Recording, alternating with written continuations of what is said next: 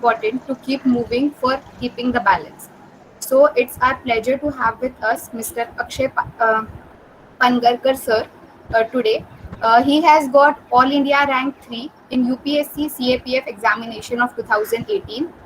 Uh, Sir has done graduation from Vishwakarma Institute of Technology from 2018 batch, and today the session is all about different competitive examinations. So I welcome you, sir. Thank you. Over to you, sir.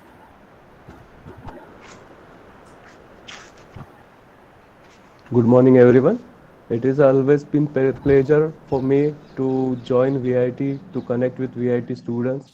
I remember when after my result, ma'am and our college has organized great felicitation program, and the interaction with students there, it was a great.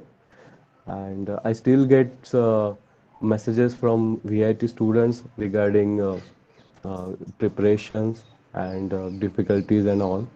So it's always been a pleasure for me to join with VIT. So today's lecture, it is about a competitive examinations. So I would like to tell you that the if we consider the competitive examinations structure in India.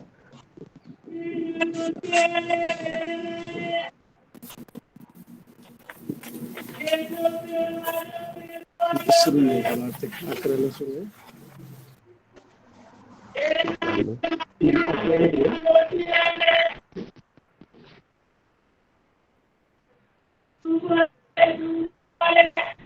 So if we consider competitive examination structure, wait for 1 minute.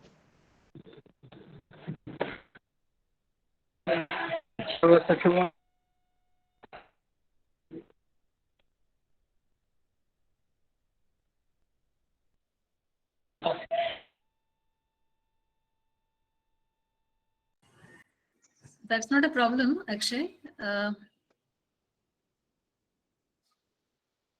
And sir has left. I'll try and contact. Yeah, okay.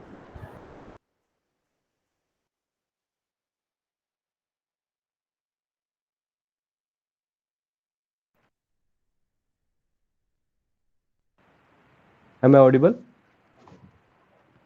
Yes, sir. So if we consider competitive exam structure in India, it can be broadly divided into three parts. First is admin or executive examination. So there are certain posts which selects you for a administrative or execution of the execution side of the posts, it's like policy makings and all. So there is like IS, IRS, IPS, then in CA we have examination, then CDS which deals with the army officers. So these exams selects candidates for administrative jobs or executive jobs. Okay. The second branch we can consider, it is a technical. So there in the all India level, there is a IES exam, which is also conducted by UPSC itself. And in the if we consider as a state level, then there is a MES, Maharashtra Engineering Services exams. And there is a third category of competitive exams, that is other exams. So in other exams, we can see there are numerous examinations, conduct examinations conducted by SSC, that is Staff Selection Commission, and there is a IBPS exams which select candidates for a banking jobs, starting from clerical to probationary officers. Then there are numerous examinations which are conducted individually by organizations, like if we see NTPC, National Thermal Power Corporation, they conduct their own examination. It can be considered into technical, but it is a different set of examination. Then EPFO examination, it is also conducted by UPSC, but it is for only that organization. So this is three kind of type of examinations are there.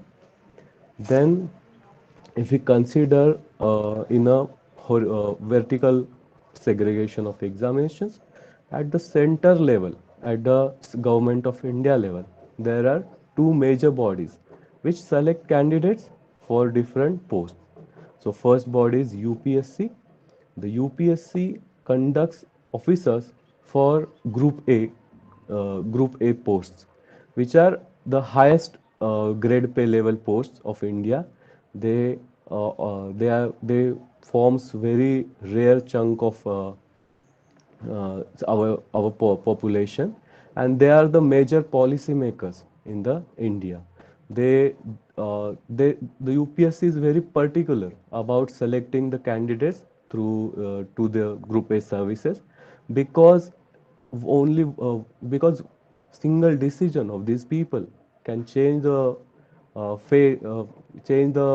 future of many people. If we consider like a person like collector, district magistrate, or IPS officer who is serving as SP in district, their single decision can change the future of district. So it is a considered as uh, a highest form of examination, and it is one of the difficult examination in the world, the UPSC civil services. Then UPSC also conducts other examinations, which are CAPF exam, which I have cleared in 2018. CAPF exam is a Central Armed Police Forces examination. The police you see in day-to-day life, they are consist of state police, mostly state police, as a law and order is a state subject. So the police which you see, they are state police. But in the case of emergency, if state police are not able to handle the situation, then they call for a central police, which are considered as a more elite, more capable, because they are separate from political interference, and they call for district administration call for a central police. So for that, Group A officers of the central police, they are selected through CAPF exam. Okay. Then there is a CDS exam, Combined Defense Services exam. It is also organized by UPSC itself. They select the officers from for army, and there is a EPFO exam. EPFO exam means it is also there are like numerous exams which conducted by UPSC, but they are not regular exams.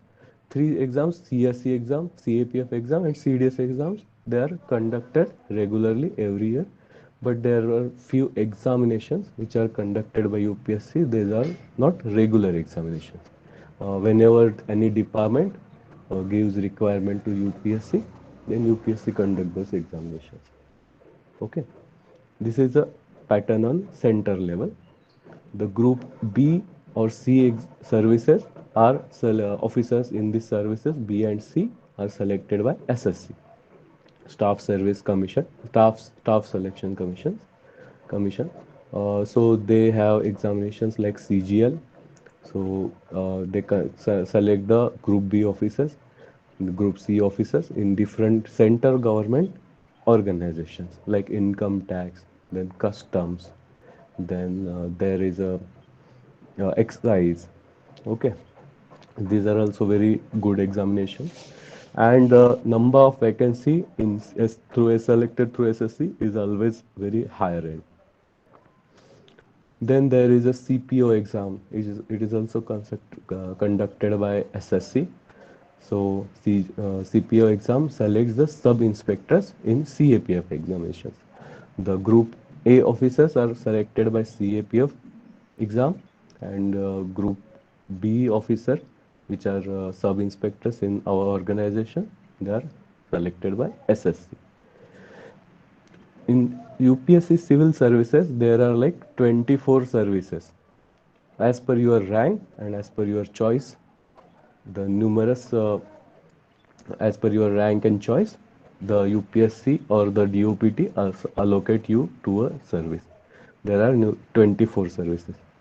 If we come to state level, at the level of MPSC, there are 26 services through mains, the Rajya Seva. Okay, Rajya Seva exam. So in MPSC, the Group A gazetted officers are selected by Rajya Seva. There are like deputy collector, then DSP, then excise SP. All these services, it forms like 26 services. So they forms a examination of UPSC. ठीक है। तो next sir बात करेंगे हम MPSC में और भी examination रहते हैं like combined examination. They select the sub inspector in state police, then ASO, the ASOs are also selected by this MPSC combined examination. Then there are numerous other examinations. Other examination I have already told you, like SSC examinations, banking examinations, which are conducted by IPPS, and there are numerous other examinations. Okay. So, earlier, the different posts in Indian Railways, they were also recruited by UPSC, CSC exams like IRTS, like that. But since 2021, the UPSC is going to conduct a separate examination for railway posts, which is Indian Railway Management Services. The preliminary examinations for this will be similar for technical as well as non-technical graduates, but the mains will be different. Okay. So this is a examination structure of different competitive examinations in India. So अभी अभी ये बात करते हैं कि why competitive examinations. When you decide to enter this field of competitive examinations, you have to be crystal clear in your mind that why you want to do it, because it's not that easy to achieve success in this field. When I started my preparation in 2014, I was crystal clear that why I want to achieve these examinations, why I want to get into these examinations. For this purpose, I didn't even fill the form of that placement in our college. So in third year, many of my friends started appearing for the placement interviews. They started giving aptis. They started joining that Gandhi class. But I was very crystal clear in my mind that I want to go for civil services or government job. So that you have to be very sure in early stage of your preparation. कुछ लोग थे मेरे साथ जो after graduation they decided that because they didn't get into any placement, they didn't get any job, so after that there was no option, then they started preparing. But if we see, 1 minute,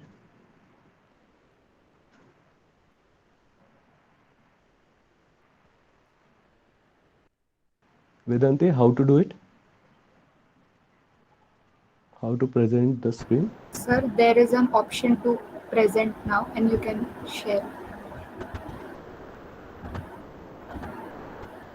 You can see that upwards arrow in the rectangle. Okay, share screen. Yes. Yes.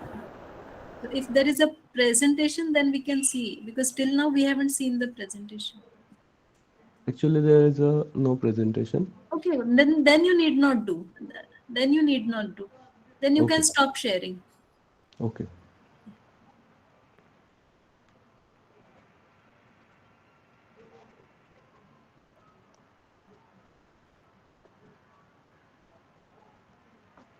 So my point was that initial in your preparation, you have to be crystal clear the reason why you are starting. Because if the reason is not clear with you, then there is a very less chances of success, I must say. I don't want to demotivate you all, but I also I think it is my responsibility to show you the black side also, because I have seen many of my friends who are in very bad shape now because they started with me, but they are not now they are nowhere. So I think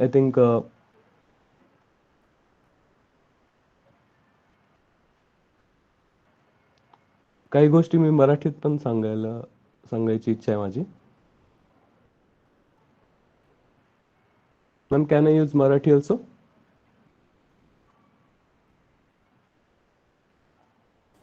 Yes, I mean, students would prefer Marathi. So ठीक आहे, I ठीक was आहे. about to request you to please speak in Marathi. ठीक आहे, ठीक आहे. Yes. ठीक आहे. तर मग एक्झामिनेशन स्ट्रक्चर तुम्हाला सर्वांना क्लिअर असेल की कसं कसं आहे. सेंटर लेवल, स्टेट लेवल आणि बाकी एक्झामिनेशन ज्या SSCच्या असतात, NTPCच्या असतात, बँकिंगच्या असतात आणि IBPSच्या असतात. तर ह्या एक्झामिनेशन्स तर आहेत. सोबतच मी तुम्हाला काही गोष्टी सांगेल की ज्या थोड्याशा निगेटिव्ह पण असतील, पण त्या माहिती असणं at the initial stage of your preparation, त्या माहिती असणं खूप गरजेचं आहे. तर एक गोष्ट सांगितली मी सर्वात पहिली, ती म्हणजे का कॉम्पिटिटिव्ह एक्झाममध्ये का उतरायचे. आता तुम्ही कॉलेजचे स्टुडंट आहात, तो मोस्टली तुम्ही विचार करत असताल की आता आपल्याला स्टार्ट करायचं आहे, किंवा असं असेल की तुम्ही स्टार्ट केलं असेल नुकतंच किंवा एखादा क्लास जॉईन केला असेल. तर ह्या फेजमध्ये तुम्हाला आपल्याला हे गोष्ट का करायची हे माहिती असणं खूप जास्त गरजेचं आहे असं मला वाटतं. कारण कॉम्पिटिटिव्ह एक्झाममध्ये सक्सेस मिळणं हे खूप डिफिकल्ट आहे, हे आय मस्ट टेल यू. कारण माझी जी एक्झाम होती, CAPF एक्झामिनेशन 2018, ती दिली होती साधारणतः 4 लाख लोकांनी. 4 लाख लोकांनी दिली होती. त्या वर्षी पोस्ट होत्या 466. तर तुम्ही ते पर्सेंटेज काढू शकता की सक्सेस रेट किती आहे. टोटल 4 लाख लोक आहेत आणि त्यापैकी फक्त 400 लोक सिलेक्ट होत आहेत. तर मग ते नॉट इवन 1%. ठीक आहे. तर मग उरलेल्या लोकांचं काय. सिमिलरली माझंच सांगायचं म्हणलं तर I started my preparation back in 2014. तो 2014ला स्टार्ट केलेला. 15 मी एक्झाम देत होतो, बट सक्सेस मिळायला मला 2018 लागले. सो 2018ला मला माझं सक्सेस भेटलेलं आहे. तर तोपर्यंत काय, किंवा जर मला 2018ला सक्सेस भेटलं नसतं तर काय, हे प्रश्न जर तुमचे क्लिअर असतील तुमच्या माइंडमध्ये, तर तुमचं प्रिपरेशन हे थोडं जास्त चांगलं होतं.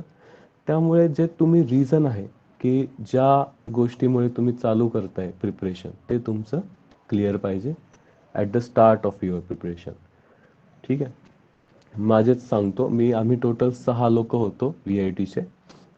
बाकी सगळे कम्प्युटर ब्रँचचे होते आणि आम्ही 2 लोक होतो जो ENTCचे होतो. आम्ही सगळे सोबत गेलो होतो दिल्लीला प्रिपरेशन करायला इन 2014. ग्रॅज्युएशन आमचं 30th मेला आम्हाला शेवटचा दिवस होता कॉलेजचा, आणि 14 जूनला आम्ही दिल्लीला होतो. म्हणजे हार्डली 14 दिवसात आम्ही सगळे तिकडे शिफ्ट झालो होतो. बट त्या सगळ्यांपैकी सक्सेस फक्त मला मिळालेलं आहे, बाकीच्यांना अजून भेटलं नाही. तर जर तुमचं क्लिअर असेल तर जास्त बेनिफिशियल असतं, कारण ते तुमचं मोटिवेटिंग फॅक्टर असतं. जे तुम्ही मोटिवेशन व्हिडिओ बघता किंवा असे माझ्यासारखे लेक्चर ऐकता वगैरे, तर ते टेम्पररी असतं. 5 ते 6 दिवस ते चालतं. पण जर आतून मोटिवेट मी हे का करतोय, तर ते मोटिवेशन किंवा ते थोडं जास्त टिकतं, हे मला वाटतं. त्यामुळे जेव्हा तुम्ही तुमची जर्नी स्टार्ट कराल for the preparation, you must have a diary with you. तर त्या डायरीमध्ये तुम्ही त्या सगळ्या गोष्टी तुम्ही लिहायला पाहिजेत असं मला वाटतं. ठीक आहे. त्यानंतर पुढची गोष्ट सांगतोय मी, बेस्ट टाइम टू स्टार्ट. तर कधी कधी असतो हा time to start, best time to start. मला असं वाटतं की बेस्ट टाइम टू स्टार्ट हा कधी पण असू शकतो. फक्त जेव्हा तुम्ही स्टार्ट करताल तेव्हा तुम्ही पूर्णपणे, म्हणजे एकदम 100% त्यासाठी द्यायला पाहिजे. 100% एफर्ट्स, 100% तुमचं जे काय आहे ते तुम्ही द्यायला पाहिजे. मी असं सांगेल की जर तुम्ही कॉलेजमध्ये असाल तर 3rd इयर हे बेस्ट इयर आहे टू स्टार्ट. तर स्टार्टिंग कशी करायची हे मला बरेच लोक क्वेश्चन विचारतात की मला आता करायचं आहे, मी त्यात उतरणार आहे, तर स्टार्टिंग कशी करायला पाहिजे. तर मी असं सांगेल की तुम्ही 3rd इयरमध्ये असाल, पुण्याला असाल आपल्या कॉलेजमध्ये, तर एखादा क्लास जॉईन करा. ते क्लास ह्याच्यासाठी नाही, क्लास मी पुढे सांगणारच आहे, क्लास जॉईन करावा की नाही करावा. पण थर्ड इयरमध्ये असाल तर क्लास एखादा जॉईन करा. ॲटलिस्ट विकेंड बॅच जरी केली जॉईन, तरीही ते बेस्ट राहील. त्यामागचं रिझन सांगतो की इंजिनिअरिंग किंवा बाकीच्या जो गोष्टी आहेत, त्यापेक्षा ह्याचे सब्जेक्ट खूप वेगळे आहेत. वेगळे आहेत इन द सेन्स, सोशिओलॉजी असतं, बाकी बाकी गोष्टी असतात ज्या तुम्ही 10वीत सोडलेल्या असतात आणि शाळेचं एवढं आठवत नाही ह्या पिरियडमध्ये. तर मग ते तुम्हाला त्या गोष्टी परत वापस रिव्हिजन होण्यासाठी किंवा बऱ्याच नवीन गोष्टी असतात त्या कळण्यासाठी तुम्ही एखादा क्लास थर्ड इयरमध्ये लावायला पाहिजे. आणि मग तुम्हाला एक फोर्थ इयर किंवा ग्रॅज्युएशनच्या एंडपर्यंत तुम्हाला त्या गोष्टींची आयडिया येऊन जाते की तुम्ही काय करायला पाहिजे, म्हणजे कसं प्रिपरेशन पुढे कसं वाढवायला पाहिजे, कसं काय व्हायला पाहिजे. तर हे तुम्हाला त्यावेळी तोपर्यंत तुम्हाला कळून जाईल. ठीक आहे. तर मग हां, तर मग मी सांगतोय की थर्ड इयर हे बेस्ट टाइम आहे. पण असं काहीही नाही. असे बरेच लोक आहेत जे जॉब करून आलेत आय टीमध्ये वगैरे, जॉब करतायत. 2-3 वर्षानंतर त्यांनी जॉब सोडला, स्टार्टेड प्रिपरेशन आफ्टर दॅट आणि सक्सेस भेटलेलं. सो असं काहीही नाही की याच वेळी चालू करायला पाहिजे, त्याच वेळी चालू करायला पाहिजे. फक्त जेव्हा तुम्ही स्टार्ट कराल तो तुमचा, तेव्हा तुम्ही त्यामध्ये 100%. कॉम्पिटिटिव्ह एक्झाम हे तुमच्या आत्तापर्यंतच्या एक्झामपेक्षा वेगळे आहेत. कारण एक तर नंबर ऑफ वॅकन्सी कमी असतात आणि त्यामध्ये तुम्हाला 100% द्यावंच लागतं. बाकी एक्झाममध्ये सर्व लोक पास होतात, त्यामध्ये रँकिंग नसते. असली तरीही टॉपची रँकिंग असते, बाकी सगळे पास होत असतात. इकडे रँकवर तुमचं सिलेक्शन डिपेंड असतं. त्यामुळे ह्यामध्ये तुम्हाला 100% द्यावंच लागतं. जर तुम्ही 2-3 दिवस अभ्यास नाही केला तर जे बाकीचे अभ्यास करतात ते पुढे निघून जातात. तर त्यामुळे ह्यात तुम्हाला 100% द्यावंच लागेल, हे मी तुम्हाला सांगतो. ठीक आहे. हां, आता थर्ड इयरमध्ये तुम्हाला सांगितलं मी की थर्ड इयरमध्ये तुम्हाला स्टार्ट करायचं आहे. पण ह्यामध्ये एक गोष्ट लक्षात ठेवा की जे तुमचा इंजिनिअरिंगचा अभ्यास आहे, जे तुमचं ग्रॅज्युएशनचे जे काही सब्जेक्ट आहेत, जे काही ग्रॅज्युएशनचा अभ्यास आहे, तर ते सोडू नका. कारण तो तुमचा प्लॅन बी आहे. जे तुम्ही ग्रॅज्युएशन करताय तो तुमचा प्लॅन बी आहे. इन केस फ्युचरमध्ये तुम्हाला स्विच करायचं असेल तर तुमचं ग्रॅज्युएशन, तुमचे ग्रॅज्युएशनचे मार्क, तुमचं कॉलेज, कॉलेजचा ब्रँड व्हॅल्यू, ह्या गोष्टी खूप जास्त मॅटर करतात. त्यामुळे मी सांगतो की जे ग्रॅज्युएशनचं आहे त्यामध्ये दुर्लक्ष नका करू. त्यासोबत सिव्हिल सर्व्हिसेस किंवा कॉम्पिटिटिव्ह एक्झामिनेशन्स आहेत त्याचा अभ्यास तुम्ही करावा. ठीक आहे. आता पुढचं आहे, पुढचं असं आहे की कुठल्या एक्झामिनेशनसाठी प्रिपेअर करावं, टेक्निकल किंवा नॉन टेक्निकल. हा मला बरेच लोक क्वेश्चन विचारतात. तर मी सांगेल की ही तुमची चॉईस आहे. टेक्निकलसाठी करावं, IAS साठी जावं की IAS साठी जावं. मी तुम्हाला सांगितलं की ॲडमिनिस्ट्रेटिव्ह किंवा एक्झिक्युटिव्ह असतात ह्या IAS किंवा जनरल स्टडीजच्या एक्झामिनेशन असतात. आणि ज्या टेक्निकलवाल्या असतात त्या असतात बाकीच्या गोष्टी. तर तुम्ही त्यातमध्ये तुमची चॉईस आहे की तुम्हाला कुठल्या गोष्टीकडे जायचं आहे. आम्ही जेव्हा दिल्लीला गेलो त्यावेळी मेकॅनिकलचे एक ग्रुप होता 10-1 जणांचा. तर ते त्याच वेळी आमच्यासोबतच दिल्लीला गेले, but they started preparing for IES. ठीक आहे. IES साठी त्यांनी केलं, मेडिझी नावाचा क्लास आहे दिल्लीमध्ये, त्यांनी तो जॉईन केला होता. तर ते तुमची चॉईस आहे, तुम्हाला कुठे जायचं आहे. ठीक आहे. त्यानंतर पुढची एक गोष्ट सांगेल मी की बरेच लोक विचारतात की स्टेट सर्व्हिसेससाठी आधी करावं, मग त्यानंतर इकडे सक्सेस मिळाल्यावर UPSC करावं की आधी UPSC करावं मग स्टेटकडे यावं, ह्या गोष्टी विचारतात.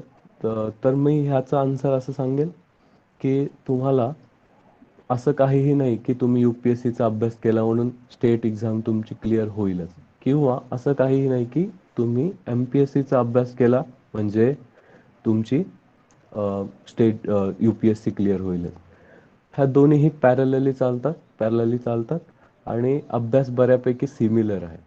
असं काहीही नाही की ह्याचा अभ्यास डिफिकल्ट आहे, ह्याचा अभ्यास डिफिकल्ट आहे. तुम्हाला सांगतो, तुलनेत दोन्हीही एक्झाम इक्वली टफ आहे. कॉम्पिटिशन दोन्ही ठिकाणी इक्वल आहे. इकडे तुम्हाला UPSCत जर टॉपचे जॉब्स घ्यायचे असतील तर सिमिलर अभ्यास करावा लागतो. MPSCत जर तुम्हाला टॉपचे जॉब घ्यायचे असतील, डेप्युटी कलेक्टर, DYSP, तर तुम्हाला इक्वली कॉम्पिटिशन फेस करावी लागते. त्यामुळे असं काही नाही की हे किंवा ते. तुम्हाला तुमची चॉईस आहे, तुम्हाला कुठली एक्झाम करायची आहे आणि काय करायचं. फक्त एवढं आहे की सिलेबस आणि सब्जेक्ट काही प्रमाणात सेम आहेत. समजा हिस्ट्री झालं, जिओग्राफी झालं किंवा पॉलिटी झालं, ह्या गोष्टी UPSC आणि MPSC मध्ये सिमिलर आहेत. UPSC मध्ये ऑप्शनल आहे, MPSC मध्ये ऑप्शनल नाही आहे. तर ह्या गोष्टी बऱ्याचशा गोष्टी सिमिलर आहेत. तर त्यामुळे अभ्यास थोडा इझी होतो कुठल्याही एक्झामचा अभ्यास केला तरी. फक्त एवढं आहे की MPSC साठी तुम्हाला काही गोष्टी महाराष्ट्र स्पेसिफिक थोड्या जास्त वाचाव्या लागतील आणि UPSC साठी तुम्हाला ब्रॉड लेवलचा अभ्यास करावा लागतो. ठीक आहे. आता पुढची गोष्ट आहे की दिल्लीला जाणं नेसेसरी आहे का, हा मला भरपूर लोक क्वेश्चन विचारतात. कारण मोस्टली सगळे बऱ्यापैकी फ्लो असतो की तिकडे गेल्यावर सक्सेस मिळतं. तर मी असं सांगेल की जेव्हा आम्ही स्टार्ट केलं होतं त्यावेळी पुण्यात एवढं वातावरण नव्हतं कॉम्पिटिटिव्ह एक्झामिनेशनचं. क्लासेस एवढे चांगले नव्हते, तर आम्हाला ऑप्शन पण नव्हता, दिल्लीला जावंच लागलं. त्यावेळी ऑनलाईन एज्युकेशन पण एवढं नव्हतं स्ट्रॉंग, त्यामुळे आम्हाला जावं लागलं. पण आता बऱ्यापैकी पुण्यातले क्लासेस पण बऱ्यापैकी चांगले झालेले आहेत आणि मेन म्हणजे दिल्लीचे क्लासेस सगळे आता तुम्हाला ऑनलाईन अवेलेबल आहेत. ऑनलाईन तुम्ही जॉईन करू शकता. आणि जर तुम्ही सिरियस असाल ऑनलाईन एज्युकेशनमध्ये, म्हणजे बरेच लोक चालू करतात आणि अभ्यास नाही करत, तर जर तुम्ही सिरियस असाल, करू शकत असाल, तर ऑनलाईन क्लासेस केल्यावर तुमचा पैसे पण बऱ्यापैकी वाचतील आणि एनर्जी आणि बाकी गोष्टी पण बऱ्यापैकी वाचतील. तर आता असं काही कंपल्शन नाही आहे की तुम्हाला जायलाच पाहिजे किंवा जायलाच हवं दिल्लीला. बरेचसे ऑप्शन अवेलेबल आहेत. पण जर तुम्ही जाऊ शकत असाल तर मी सांगेल की जायला हवं. त्यामागे काही कारण आहेत. कारण सर्वात महत्त्वाचं म्हणजे वातावरण. जे दिल्लीत ओल्ड राजेंद्र नगर एरिया आहे तो पूर्ण हे UPSC ॲस्पिरंट्सने भरलेला असतो. तर कायम तिथे एक अभ्यासाचं वातावरण असतं. कायम तिथे असल्यावर आपल्याला कॉम्पिटिशन कळते आपली, की आपण कॉम्पिटिशनमध्ये आहोत की नाही, किंवा बाकी बऱ्याचशा गोष्टी क्लिअर होतात ज्या घरी राहून आपल्या नाही होऊ शकत. ठीक आहे. तर वातावरणासाठी जायला पाहिजे. पण जर सगळ्या गोष्टी भेटत असतील पुण्यात किंवा बाकी ठिकाणी, तर मग काही असं नेसेसरी नाही की जायलाच पाहिजे. ठीक आहे. कुठला क्लास सर्वात चांगला असेल, तर मी असं सांगेल की असं काही नाही की हा क्लास चांगला आहे, तो क्लास चांगला आहे. त्यामागे एक कारण असं आहे की क्लासेस कधीही इन्शुअर करत नाही की तुम्ही सक्सेसफुल राहाल. कारण वाजीराम हा क्लास आहे, मी वाजीराम आणि रवी क्लास लावला होता. तर तिथे एका बॅचमध्ये 500-600 लोक असायचे एका क्लासमध्ये, आणि तशा त्यांच्या 32-33 बॅचेस चालायच्या. तर एवढ्या तर वॅकन्सी, एक क्लास एवढी वॅकन्सी पण नसते, तशा त्यांच्या 32 बॅचेस चालायच्या दिवसभर. तर मग क्लासेस हे तुमचं सक्सेस इन्शुअर नाही करत, पण ते तुमचं फाउंडेशन क्रिएट करतं. तर फाउंडेशन क्रिएशनसाठी क्लासेस हे महत्त्वाचे आहेत. कारण सब्जेक्ट वेगळे आहेत आणि तुम्हाला बऱ्याचशा गोष्टी आहेत की ज्या स्वतः वाचून नाही होऊ शकत, ज्या क्लासेसमुळे तुमच्या जास्त क्लिअर होतील. तर मग त्या गोष्टी तुम्ही क्लिअर करायला पाहिजे. तर त्यासाठी क्लासेस हे महत्त्वाचे आहेत. तर क्लासेस न लावताही सक्सेस मिळू शकतं, फक्त मी सांगेल की थोडं मग त्याला जास्त एफर्ट घ्यावे लागतील किंवा थोडं जास्त वेळ लागू शकतो. जर तुमचं इकॉनॉमिकल कॅपेबिलिटीज असतील तर क्लासेस नक्की लावा. त्याने थोडंसं फास्ट होतं, म्हणजे पॉलिटी वगैरे हा सब्जेक्ट आहे तर ते नसतो बऱ्यापैकी आपल्याला इंजिनिअरिंगपर्यंत. तर क्लासेसमध्ये ते त्याचे बेसिक्स कळून जातात आणि मग पुढचं जे अभ्यास आहे, पुढचं जे प्रिपरेशन आहे ते आपण स्वतः करायचं असतं. ठीक आहे. UPSC सिव्हिल सर्व्हिसेसमध्ये ऑप्शनल्स असतात वेगवेगळे. तर कुठला ऑप्शनल घ्यावा हा पण बरेच लोक क्वेश्चन करतात. तर मी सांगेल की ऑप्शनलचं असं काही नसतं की हाच घ्यावा तोच घ्यावा. ही तुमची चॉईस आहे. सर्व ऑप्शनलमध्ये मार्क्स भेटत असतात बऱ्यापैकी. सर्व ऑप्शनल हे इक्वली रिझल्ट देतात. तुम्ही किती अभ्यास करता, तुम्ही किती एक्झाम ओरिएंटेड अभ्यास करता हे जास्त महत्त्वाचं आहे. काही लोक ऑप्शनलचा अभ्यास अशा प्रकारे करतात की त्यांना PhD करायचं त्यामध्ये. तर असं नका करू. ऑप्शनलचा अभ्यास हा अशा प्रकारे करायचा की ज्यामध्ये तुम्हाला एक्झाममध्ये मार्क मिळतील. आपल्याला एक्झाम क्लिअर करायची. आपल्याला त्यामध्ये ऑप्शनलचा एक्सपर्ट नाही बनायचं किंवा बाकी कुठल्याही सब्जेक्टचा आपल्याला एक्सपर्ट नाही बनायचं. हे इथं महत्त्वाचं आहे. हे इथं महत्त्वाचं आहे. तर तुम्ही हे एक मिनिट.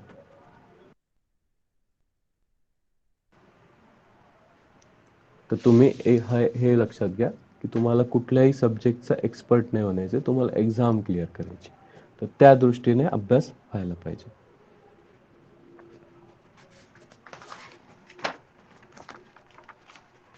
ठीक आहे.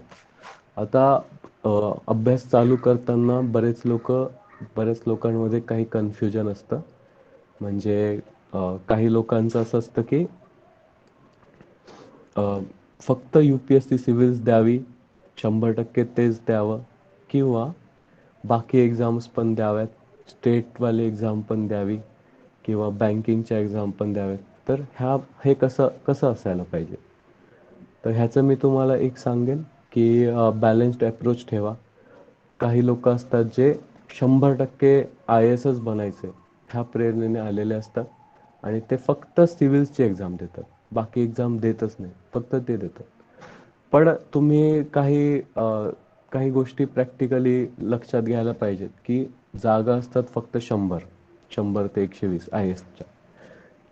बाकी पण बरेचसे फॅक्टर असतात की आपण 100% अभ्यास करतो, खूप एफर्ट देतो, पण बऱ्याच वेळा बऱ्याच गोष्टींमुळे सिलेक्शन होऊ शकत नाही. मग अशा वेळी काय असायला पाहिजे. 1 मिनिट.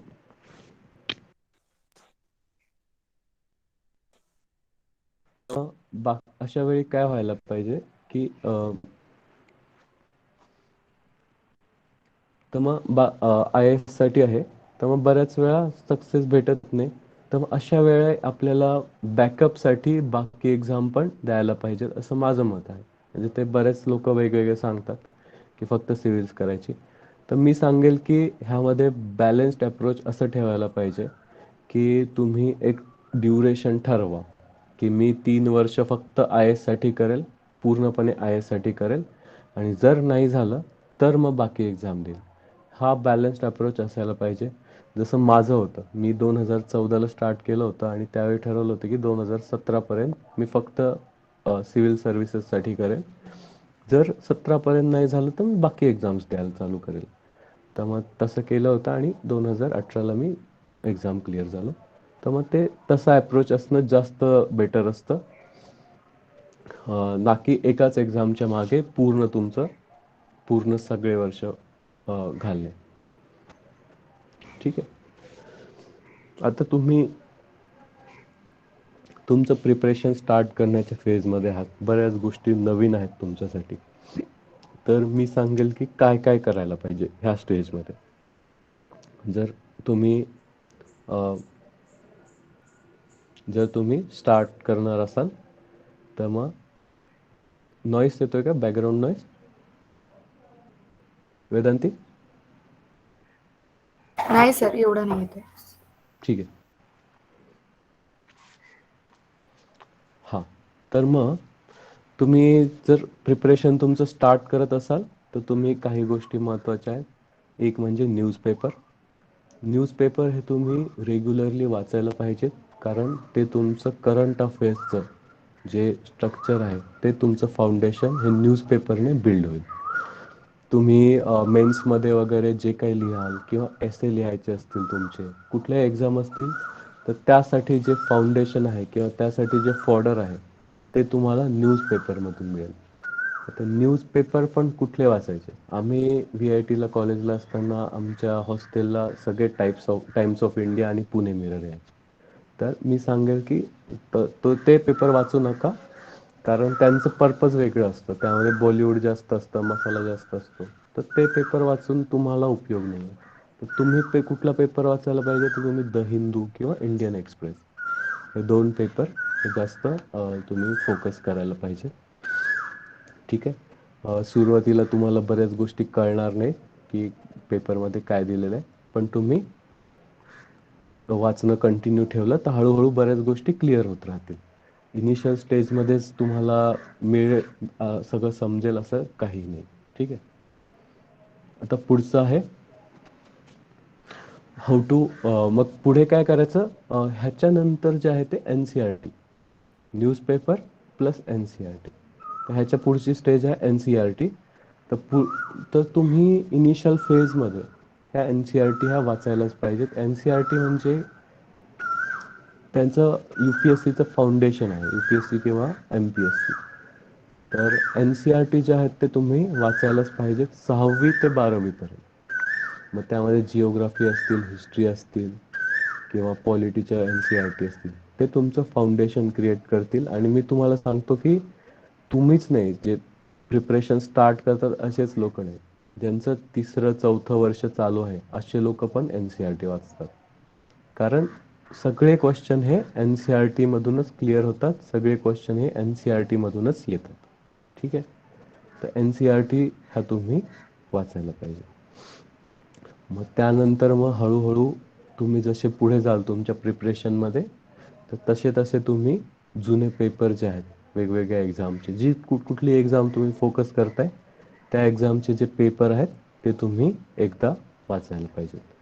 जे जुने पेपर आलेत ते, म्हणजे तुम्हाला कळेल की मी जो अभ्यास केलेला आहे त्यावरून ते सॉल्व्ह होत आहेत की नाही. आणि जर होत असतील तर चांगलं आहे, पण जर नसेल होत तर तुम्हाला मग तुमची वाचण्याची जी पद्धत आहे, NCERTs किंवा न्यूजपेपर किंवा बाकी जे मटेरियल आहे ते वाचण्याची पद्धत तुम्हाला त्यानुसार चेंज करावी लागते. आणि मग त्यानंतरच ते सॉल्व्ह होतं. कारण बरेचसे क्वेश्चन असे असतात की MCQs असतात मोस्ट ऑफ द एक्झाम्समध्ये, पण ते थोडे ट्रिकी असतात.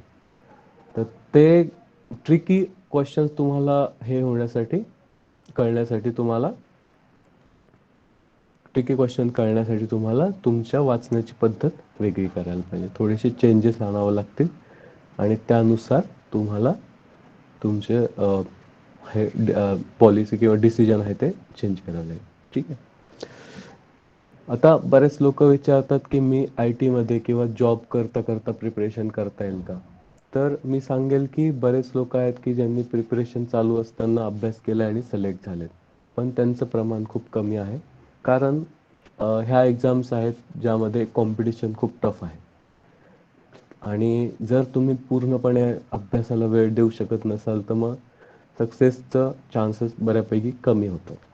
पण जर तुम्हाला ऑप्शनच नसेल, इकॉनॉमिकली तुम्हाला इंडिपेंडंट बनायचं असेल, ऑप्शनच नसेल, आणि मग तुम्हाला तसं असेल तर मग तुम्हाला ते करावंच लागेल आणि मग त्यासाठी एक्स्ट्रा एफर्ट्स घ्यावे लागतील.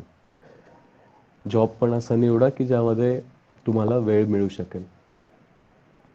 तर बऱ्याच लोकांनी केलेलं आहे असं, पण बरेच बोटावर मोजण्या एवढे लोक आहेत, असं खूप कॉमन नाही आहे. जे कोणी करतात ते पूर्ण वेळ अभ्यासच करतात. ठीक आहे. NCERT किंवा न्यूजपेपर वाचताना नोट्स मेकिंग करायला पाहिजे.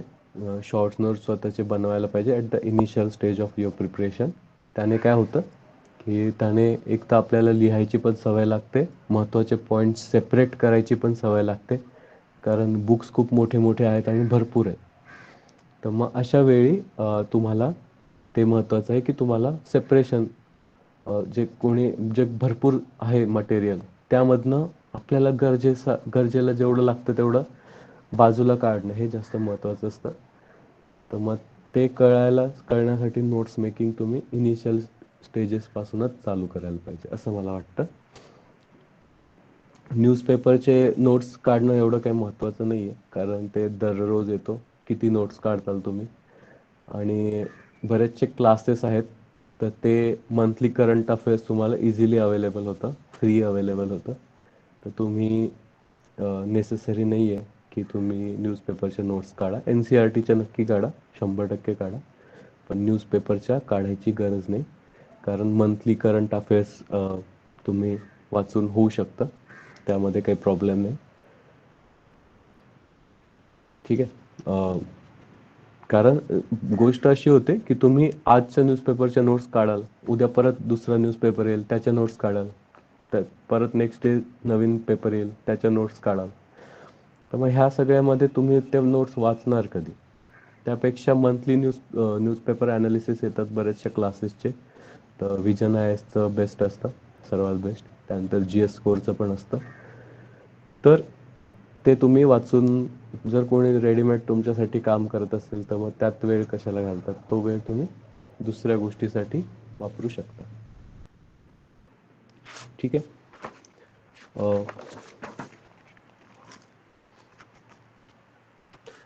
मला जेवढे सांगायचे आहेत पॉईंट मी बऱ्यापैकी कव्हर केलेले आहेत. आता तुम्ही जर क्वेश्चन विचारले तर मग इंटरॅक्टिव्ह होऊ शकतं, म्हणजे मला पण आवडेल तुम्हाला आन्सर करणं. तर कुणाला काही क्वेश्चन असतील तर विचारा, तर त्यानुसार मग पुढचं मी गोष्टी सांगेन.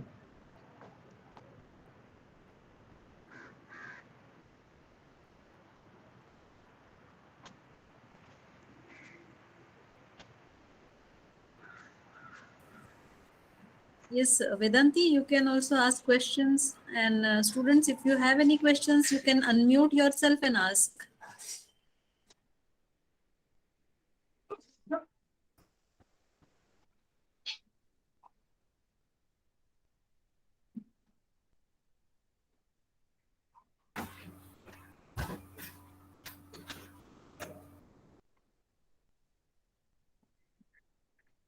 You can unmute and ask questions. Yes sir. So I ask the first question की कॉलेजमध्ये खूप साऱ्या ॲक्टिव्हिटीज असतात, आपल्याला वेगळे प्रोजेक्ट्स असतात. मग जर खूप सारे टीचर्स आपल्याला म्हणतात की तुम्ही पब्लिकेशन्ससाठी गेलं पाहिजे, रिसर्च पेपर अँड, तर मग जेव्हा आपल्याला कॉम्पिटेटिव्ह एक्झाम्सकडे जायचं आहे तर तेव्हा त्याच्यात पण तेवढा इंटरेस्ट घेऊन ते करणं किंवा हे दोन्ही पण मॅनेज करणं किती इम्पॉर्टंट आहे? खूप छान क्वेश्चन आहे. तर मी सांगेल की मी first year, second year, third year हे 3 वर्ष मिलांजमध्ये जे लाउंज होतं, आपलं लॉनवर लाउंज होतं, आता माहित नाही होतं की नाही, होत असेल. हो सर, होतं. हां, तर लाउंजचा मी 3 वर्ष हेड होतो. थर्ड इयरपर्यंत मी सगळ्या ॲक्टिव्हिटीमध्ये पार्ट घेतलेला आहे. NSSमध्ये पण मी 2 वेळा कॅम्पला गेलेलो आहे. आणि प्रोजेक्ट वगैरे, आमचा जो फायनल इयर प्रोजेक्ट होता तो आम्ही पुणे पोलीससोबत केलेला आहे. आम्ही त्यांना एक डिव्हाइस बनवून दिलं होतं, ज्यामध्ये फिंगरप्रिंट वायरलेसली ट्रान्समिट होतात. तर स्पॉन्सर्ड प्रोजेक्ट होता पुणे पोलीसचा. तर असं होतं की ह्या गोष्टींमध्ये तुम्ही पार्टिसिपेट करा, हे खूप महत्त्वाचे असतात इन बिल्डिंग युअर पर्सनॅलिटी. आणि ह्याच गोष्टी तुम्ही तुमच्या UPSCच्या इंटरव्ह्यूमध्ये कामाला येतात. कारण त्यांना फक्त तुम्ही अकॅडमिकली स्ट्रॉंग नाही पाहिजे, त्यांना तुम्ही बाकी गोष्टीत पण तुम्ही तेवढंच पार्टिसिपेट केलेलं असेल तर ते लागतं. तर हे जे लाउंजचा हेड आहे, तर त्यावर मला क्वेश्चन पण विचारलेला UPSCच्या इंटरव्ह्यूमध्ये की हे लाउंज काय असतं. तर मग मी त्यांना सांगितलेलं की असं असं इव्हेंट असतात वगैरे त्यामध्ये. किंवा NSSवर पण मला एक क्वेश्चन विचारलेला. तर ह्या सगळ्या गोष्टी आहेत, तर त्या तुम्ही पार्टिसिपेट करायला पाहिजे. हा अभ्यास असा नाही की तुम्ही बाकी सगळं सोडून द्या. ते कधी करा जेव्हा तुमचं ग्रॅज्युएशन पूर्ण होईल, तेव्हा तुम्ही 100% यामध्ये उतरा. पण ग्रॅज्युएशनकडे दुर्लक्ष नका करू. तुमचं जे इंजिनिअरिंग आहे त्यामध्ये बिलकुल दुर्लक्ष नका करू. ते पण तुम्ही इक्वली तुमचं स्ट्रॉंग ठेवा. ते UPSCमध्ये पण बेनिफिशियल आहे. जर तुम्ही टेक्निकल जॉबसाठी अप्लाय करत असाल तेव्हा पण बेनिफिशियल आहे. आणि आय टीमध्ये जाणार, परत नंतर स्विच व्हायचं असेल तेव्हा पण फायदेशीर होतं. ह्या सगळ्या गोष्टी करून बाकी अभ्यास करा.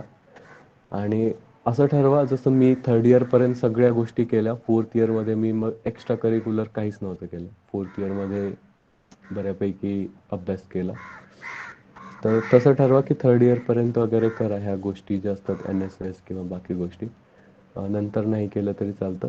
पण ग्रॅज्युएशनकडे दुर्लक्ष नका करू. ह्या गोष्टी करा. ह्या गोष्टी तुमच्या पर्सनॅलिटी बिल्डिंगसाठी जास्त महत्त्वाच्या असतात. मी जेव्हा घरून VIT साठी म्हणजे VIT साठी मी जेव्हा आलो होतो ग्रॅज्युएशनसाठी, तेव्हा घराच्या बाहेर पहिल्यांदाच पडलो होतो. तर त्यावेळी आपण थोडे शाय असतो, जास्त बोलण्याची सवय नसते, कॉन्फिडन्स कमी असतो. तर ह्या ज्या गोष्टी आहेत त्या तुमचं बऱ्याचशा गोष्टी बिल्ड करतात. तर त्या गोष्टीत तुम्ही पार्टिसिपेट करा. फक्त सोबतच अभ्यास करा. Okay. Thank you, sir.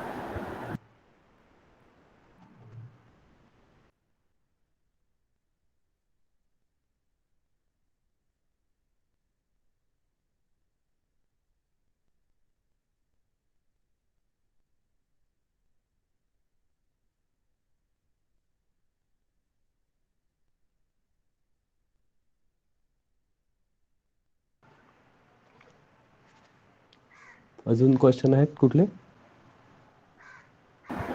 Students can put their question in chat box, or they can unmute themselves and ask the question.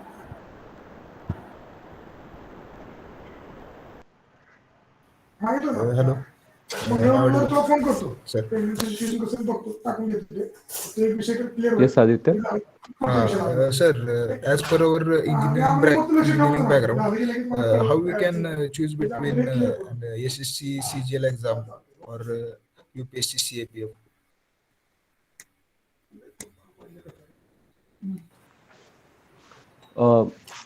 Engineering background हे तुमचं जास्त फायदेशीर, म्हणजे तेवढं फायदेशीर पडत नाही ह्या एक्झाम्समध्ये. कारण ह्या एक्झामचे जे सब्जेक्ट आहेत, जसं CAPFचं एक्झामचं जर पाहिलं तर ह्यामध्ये GS असतं, ज्यामध्ये जिओग्राफी, हिस्ट्री वगैरे ह्या सगळ्या गोष्टी असतात, आणि ॲप्टिट्यूड असतं. तर इंजिनिअरिंग सब्जेक्टचा ॲज सच तुम्हाला डायरेक्ट बेनिफिट नाही होत. इंजिनिअरिंग सब्जेक्टचा बेनिफिट तेव्हाच होतो जेव्हा तुम्ही इंजिनिअरिंग सब्जेक्टला ऑप्शनल म्हणून सिलेक्ट करता UPSC सिव्हिल्स एक्झाममध्ये. ठीक आहे. जर तुम्ही मेकॅनिकलचे असाल, इलेक्ट्रिकलचे असाल, सिव्हिलचे असाल, तर तुम्ही ऑप्शनल म्हणून तुम्ही इंजिनिअरिंगचा सब्जेक्ट चूज केला तरच त्याचा फायदा होईल. बाकी एक्झाममध्ये जनरल स्टडीज असतात. जनरल स्टडीजमध्ये मग हे बाकी सगळे सब्जेक्ट असतात. तर इंजिनिअरिंगच्या सब्जेक्टचा डायरेक्ट फायदा नाही होत. इंजिनिअरिंगचा फायदा तेव्हा होतो जेव्हा तुम्ही टेक्निकलमध्ये जाणार असाल, जसं IAS एक्झाम असेल किंवा महाराष्ट्र इंजिनिअरिंग सर्व्हिसेसची एक्झाम असेल, तरच तुमचा तिकडे फायदा होतो. पण इंजिनिअरिंगमध्ये जे तुम्ही करता त्या गोष्टींचा इकडे फायदा होतो. जसं मी तुम्हाला सांगितलं की तुमची पर्सनॅलिटी बिल्ड होते ग्रॅज्युएशनच्या पिरियडमध्ये. तर त्या गोष्टींचा तुम्हाला इंटरव्ह्यूमध्ये फायदा होऊ शकतो. जर तुम्ही पर्सनॅलिटी बिल्डिंग फेजमध्ये जर तुम्ही एखाद्या निगेटिव्ह ऑर्गनायझेशनशी कनेक्ट झाला, जर ते जर एक्स्ट्रीम विचार झाले, तर ते तुमचे एसेमध्ये किंवा बाकी गोष्टींमध्ये रिफ्लेक्ट होऊ शकतं.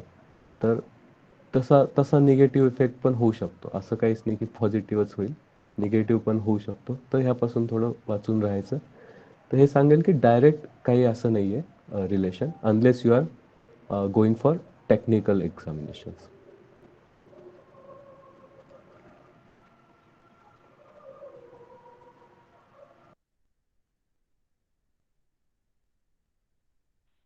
Hello sir. Yes Madhusudan. Sir, तुमचं ऑप्शनल काय होतं आणि तुम्ही कशा प्रकारे अप्रोच केलं त्यासाठी? माझा ऑप्शनल होता सोशिओलॉजी. जेव्हा मी दिल्लीला गेलो तेव्हा मला बऱ्यापैकी काही माहीत नव्हतं, ऑप्शनल्स वेगवेगळे कुठले, काय, कसं महत्त्वाचा. तर मी असं काही मला आयडिया नव्हती ऑप्शनलची. तर मग मी काय केलेलं की मी जे हे असतं सिलेबस असतो ऑप्शनलचा, सगळ्या ऑप्शनलचा सिलेबस वाचला होता, जे UPSCने दिलेला असतो. तर ऑप्शनलचा सिलेबस वाचलेला. तर सोशिओलॉजीमध्ये मला थोडंसं इंटरेस्टिंग वाटल्या गोष्टी. तसं मला सोशिओलॉजी आणि अँथ्रोपोलॉजी दोन्हीमध्ये थोडंसं कन्फ्युजन झालं होतं. अँथ्रोपोलॉजी असं लोक त्यावेळी म्हणायचे की खूप स्कोरिंग आहे, खूप इझी क्वेश्चन येतात वगैरे वगैरे. तर मग मी पूर्णपणे चॉईस माझी होती की मला हे आवडलं इंडेक्स, ह्याचा सिलेबस आवडलाय. जर तुम्हाला आवडला तो सिलेबस आवडला, तुम्हाला जर तो सब्जेक्ट आवडला, तर तुमचं स्कोरिंग चांगलं होतं. जर तुम्ही इंटरेस्टच नसेल आणि तो सब्जेक्ट घेतला कारण की बाकी लोकांना स्कोर जास्त येतोय, तर मग त्यात तुम्हाला पण स्कोर येणार नाही. तर तुमचा इंटरेस्ट जास्त बघा. प्रत्येक ऑप्शनलचे टॉपर्स असतात.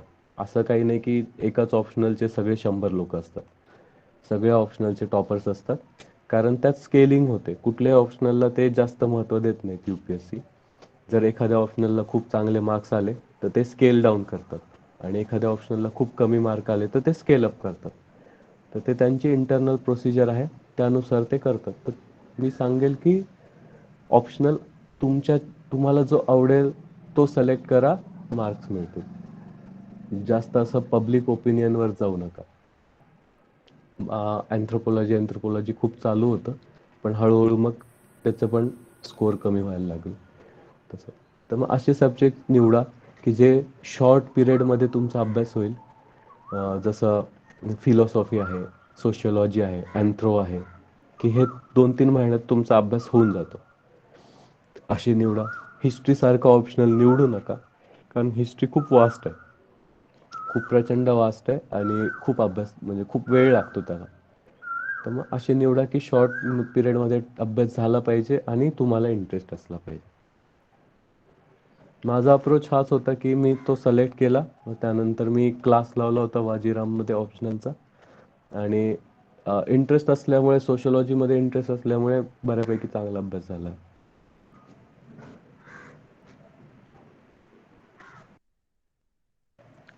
Sir next question. Mostly sir coaching लावल्यानंतर बुक्स वगैरे रेफर करायची गरज नाही पडत ऑप्शनलसाठी, ते डीपमध्ये कव्हर करतात पूर्ण. नाही नाही नाही, असं काही नाही. मी आधी पण सांगितलं की कोचिंग हे फक्त तुमचं फाउंडेशन क्रिएट करतं. कोचिंग हे कधीच तुमचं सक्सेस इन्शुअर करत नाही. कोचिंगमध्ये तुम्हाला सांगितलं मी की मी ज्या क्लासमध्ये होतो तिथे आमच्यासोबत 600 लोक बसायचे, तशा त्यांच्या 32 बॅच होत्या. तर कोचिंग हे अल्टिमेट आन्सर नाहीये. कोचिंग हे तुमचं टाइम कमी करू शकतं. म्हणजे समजा तुम्हाला कोचिंगमध्ये बऱ्यापैकी फाउंडेशन झाली आहे, तर तुमचं पुढे लागणारा वेळ सिलेक्शनसाठी कमी करू शकतं. पण कोचिंगवर 100% डिपेंड नाही राहायचं. ज्या बुक्स आहेत त्या तुम्हाला वाचाव्याच लागतील. ज्या कुठल्या सिलेबसच्या बुक आहेत, जे कुठला अभ्यास आहे, ते तुम्हाला सेल्फ स्टडीनेच सक्सेस मिळतं. कोचिंग हे फक्त फाउंडेशन क्रिएट करतं. ठीक आहे. Yes sir. सर आणि अजून एक क्वेश्चन होता की हां. इथिक्ससाठी सर कसं अप्रोच करायचं, इथिक्स आणि पेपर 4? बघ, पेपर 4 आणि पेपर जो एसएचा पेपर आहे, पेपर इथिक्स आणि एसएचा पेपर आहे, ते तुमचं ॲक्च्युअली तुमचं जे रँक आहे ते डिसाईड करतात. कारण त्यात आलं तर एकदम चांगला येतो आणि कमी झालं तर एकदम चांगला होतो. आणि बाकी ऑप्शनल तर आहेच. ऑप्शनल तर आहेत. बाकी जे GSचे मधले पेपर आहेत त्यामध्ये बऱ्यापैकी ॲव्हरेज येऊन जातं. तर इथिक्ससाठी तुम्हाला डे टू डे तशी थिंकिंग पाहिजे. म्हणजे तुम्ही जे थेअरीचे पेपर वगैरे वाचतालच, त्यात काही प्रॉब्लेम नाही. पण जे तुमचं डे टू डे थिंकिंग आहे, डे टू डे तुमचं जे न्यूजपेपर वाचल्यानंतर एखादी न्यूज वाचून तुम्ही जे विचार करता, ते थोडं इथिकली त्या त्या अँगलने वाचायला पाहिजे. तर असं मला वाटतं की ते तुम्ही आत्मसात कराल. त्याचं असं काही नाही की 10 दिवसात मी एक पुस्तक वाचून काढलं, लेक्सिकॉन वाचून काढलं किंवा एखादं इथिक्सचं दुसरं पुस्तक वाचून काढलं तर माझा अभ्यास झाला, असं नाही. ते तुम्हाला हळूहळू डेव्हलप करावे लागेल आणि त्यामधून इथिक्सचा अभ्यास जास्त चांगला होतो आणि तसा अभ्यास केल्यावरच जास्त चांगला मार्क्स पडतात. Hello sir. हां. Sir good morning sir. तर माझा क्वेश्चन असा होता की आता मी थर्ड इयरला जाईल केमिकल इंजिनिअरिंगच्या आणि ठीक आहे. पुढे जाऊन मला टेक्निकल मध्ये नाही राहायचं, तर मला MBA परस्यू करावं की सिव्हिल सर्व्हिसेस, कारण सिव्हिल सर्व्हिसेसची प्रिपरेशनची आयडिया आहे पण ती लाईफ काय आहे त्याची जास्त आयडिया नाही भेटत आम्हाला. तर मग तर परत असं नको व्हायला की सगळं प्रिपेअर करून परत रिग्रेट केलं मी. तर मग मला तोच क्वेश्चन आहे की कसं कळेल की दिस इज राईट और दॅट इज राईट. तर मग ते कसं क्लिअर होतं? बघ, हे MBA किंवा सिव्हिल सर्व्हिसेस हे एकदम खूप एक्स्ट्रीम गोष्टी आहेत. म्हणजे लाईफच्या बाबतीत पण आणि फ्युचर अस्पेक्ट्स पण. तर ही चॉईस तुझी असायला पाहिजे आणि एकदा चॉईस केली की मग त्यामध्ये तू स्टिक असायला पाहिजे की मी हे निवडलेलं आहे तर मला हे परस्यू करायचं. तर त्यासाठी तुला दोन्हीचे फ्युचरमध्ये कसे हे होतील ते माहिती पाहिजे. आता MBAचं तर बऱ्यापैकी जे इंजिनियर्स आहेत त्यांना माहिती असतं की फ्युचरमध्ये लाईफ कसं आहे. आता सिव्हिल सर्व्हिसेस मधलं लाईफ सांगतो मी. तर सिव्हिल सर्व्हिसेस किंवा बाकी गव्हर्नमेंट जॉब्स आहेत. तर हे गव्हर्नमेंट जॉब्स असे आहेत की जसं तिकडे कॉर्पोरेटमध्ये एकदम तुम्हाला इफिशियंट राहावं लागतं, एकदम तुम्हाला परफॉर्मन्स बेस्ड असतं. तसं इकडे नाही आहे. इकडे तुमचं ह्युमॅनिटेरियन अप्रोच जास्त महत्त्वाचा असतो. पॉलिसी मेकिंग जास्त महत्त्वाची असते. इकडे तुम्हाला टाइम भरपूर मिळतो. म्हणजे काही काही पोस्टिंग आहे, डिपेंड अपॉन पोस्टिंग पण असतं की पोस्टिंग जर एखादी आली तर तिकडे टाइम कमी मिळतो. पण मोस्ट ऑफ द पोस्टिंगमध्ये बऱ्यापैकी टाइम मिळतो. गव्हर्नमेंट फॅसिलिटी भरपूर गव्हर्नमेंट फॅसिलिटी भरपूर देतं तुम्हाला. बाकी सॅलरीज वगैरे भरपूर आहेत गव्हर्नमेंटमध्ये. पर्क्स भरपूर असतात. त्यानंतर तुम्हाला बाकी गोष्टी पण बऱ्यापैकी मिळतात. तर मग हे तुम्ही चॉईस करायला पाहिजे की तुम्हाला सोशल लाईफ जास्त पाहिजे की तुम्हाला तिकडे पाहिजे. तर ह्यामध्ये मी सांगेल की ती तुझी चॉईस जास्त महत्त्वाचं असायला पाहिजे. आणि एकदा सिलेक्ट केल्यावर मग रिग्रेट नाही करायचं. 100% त्यामध्ये उतरायचं आणि मग ते परस्यू करायचं. आता बरेच लोक इकडे एंटर ह्याच्यासाठी करतात की इकडे पॉवर मिळते, इकडे प्रेस्टिज मिळतं. तर तो तुमचा अप्रोच मला वाटतं की तो चुकीचा आहे. मोस्टली पण इनिशियल डेजमध्ये ते अट्रॅक्टिव्ह वाटतं. पण त्यापेक्षा जे मी सर्वात पहिले सांगितलं की मला हे का करायचं हे जास्त महत्त्वाचं असायला पाहिजे. इथे तू स्वतः एक्सप्लोअर कर की MBA थ्रू मला कुठपर्यंत जाता येईल, काय करता येईल, फ्युचरमध्ये कसे माझे हे असतील, करिअर प्रोग्रेशन काय असेल. किंवा जर तेच जर सिव्हिल सर्व्हिसेस किंवा बाकी ज्या गव्हर्नमेंट एक्झाम्स आहेत त्या थ्रू गेल्यावर करिअर प्रोग्रेस कसं असेल, माझं वर्क कल्चर कसं असेल, किंवा मला कसं गोष्टी मॅनेज करायच्या वगैरे ह्या सगळ्या गोष्टी फ्युचरमध्ये कसं. तर त्या गोष्टी तू तू स्वतः विचार कर आणि तुला जे सुटेबल वाटेल ते सिलेक्ट कर. आणि मग एकदा सिलेक्ट केल्यावर मग विचार नाही करायचा की हे बरोबर आहे चुकीचं आहे. एकदा सिलेक्ट केल्यावर मग 100% ती गोष्ट करायची. आता म्हणजे तुम्हाला हे सांगायचं असेल की लाईफ कसं असतं वगैरे तर मग बरेचसे तुम्हाला व्हिडिओ पण मिळून जातील की गव्हर्नमेंट सर्व्हिसेसमध्ये लाईफ कसं असतं, पॉवर कसे असतात, बाकी मॅनेजमेंट कसं असतं. पण निगेटिव्ह गोष्टी पण भरपूर आहेत. इकडे पण निगेटिव्ह असतात, तिकडे पण निगेटिव्ह असतात. मी कुठे सूट जास्त होईल हे जास्त महत्त्वाचं आहे. माझंच एक मित्र सांगतो, मी स्टार्ट केलं होतं प्रिपरेशन. मी जास्त मला माहिती होतं की मी IT मध्ये किंवा कॉर्पोरेटमध्ये की मला तेवढं जास्त हे नाही आहे. म्हणजे माझी पर्सनॅलिटी पण तशी नाही आहे. तर मग मी आधीपासून हे सिलेक्ट केलं होतं. पण तो एकदम प्रॉपर बिझनेस माइंडेड पर्सन होता. पण तो करायला लागला UPSC. तर मग नंतर हळूहळू हे पॉलिटी वगैरे वाचून तो बोर झाला. तर मग ते ह्या स्टेजला तू डिसाईड कर की तुला कुठे जायचं आहे आणि मग त्यानुसार ते परस्यू कर. Thank you sir.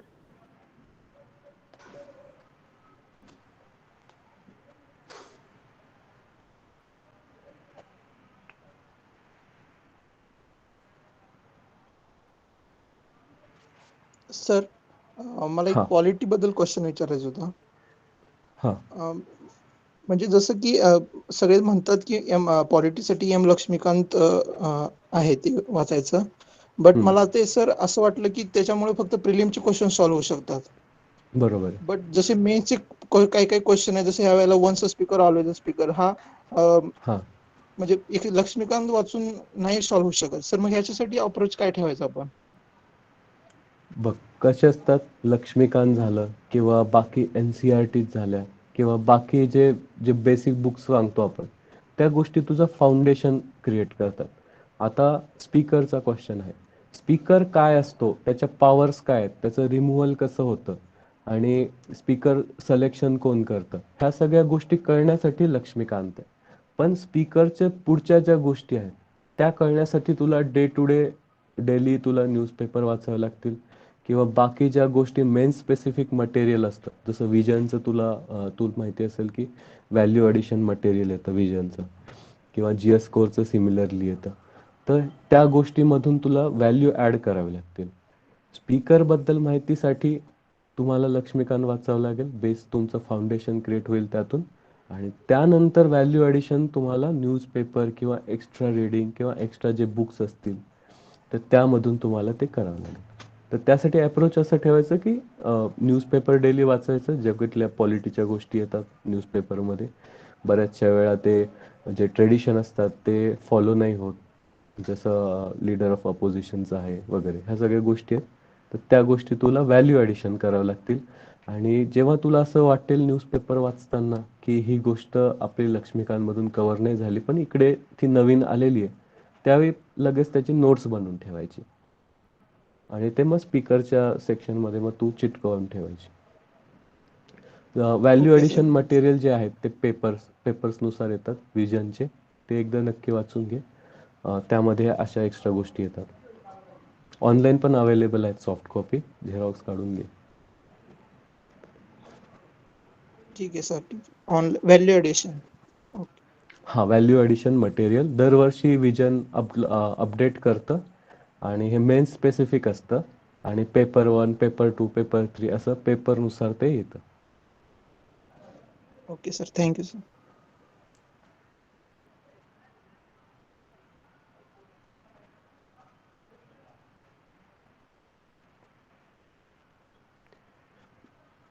Sir did you prepare? ठीक आहे. पॉलिटीसाठी सर्वात आधी मी सांगितलं की तुम्ही NCERT जेव्हा करसाल त्यावेळी तुम्ही शॉर्ट नोट्स बनवून ठेवा. शॉर्ट नोट्स खूप महत्त्वाचे आहेत, कारण त्याने तुम्हाला कळतं की 100 ओळी असतील तर त्यापैकी कुठल्या 20 ओळी ह्या जास्त महत्त्वाच्या आहेत, ते तुम्हाला तिकडून कळेल जेव्हा तुम्ही नोट्स बनवतात. ठीक आहे. पॉलिटीच्या मी सर्वात आधी मला माहिती नव्हतं नोट्स कशा काढाव्यात, कारण मला जेव्हा मी लक्ष्मीकांत वाचायला घेतलं होतं त्यावेळी मला सगळं काही महत्त्वाचं वाटायचं. तर मग मी सगळ्या गोष्टी हायलाईट करायचो. मग त्यानंतर हळूहळू जसं मी पेपर सॉल्व करायला चालू केली त्यावेळी कळालं की काही गोष्टी काहीच महत्त्वाच्या नसतात. तर मग मी त्यामध्ये काय केलेलं की नोट्स काढायला चालू केलं होतं की ह्या चॅप्टरमधल्या ह्या महत्त्वाच्या गोष्टी आहेत, फक्त ह्या.